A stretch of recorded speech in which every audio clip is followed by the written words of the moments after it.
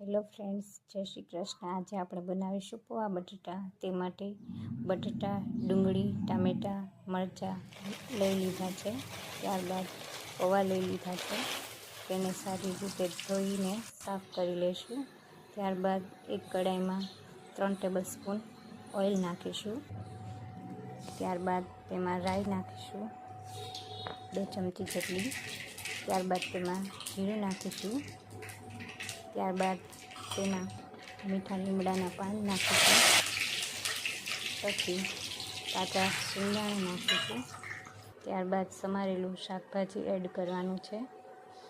બટેટા, ડુંગળી જો તમે ખાતા હોય તો લઈ શકો છો, નહીં તો સ્કીપ કરી શકો છો। બટેટા, ડુંગળી, ટામેટાં, મરચાં નાખ્યા બાદ તેને સારી રીતે મિક્સ કરી લઈશું। મિક્સ કર્યા પછી તેમાં અડધી ચમચી હિંગ એડ કરી દઈશું। ત્યારબાદ અડધી ચમચી હળદર એડ કરી દઈશું।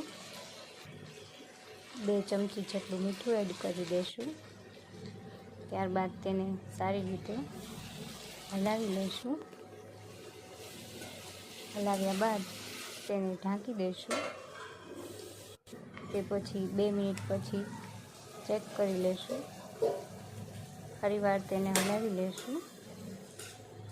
હલાવ્યા બાદ તેમાં 2 ચમચી મરચું પાવડર એડ કરી દઈશું। ત્યાર પછી તેમાં લીંબુનો રસ એડ કરી દઈશું। ત્યાર પછી 2 ચમચી જેટલી ખાંડ એડ કરી દઈશું। ત્યાર પછી તેને ફરીવાર મિક્સ કરી લઈશું। બધું સારી રીતે હલાવી લઈશું।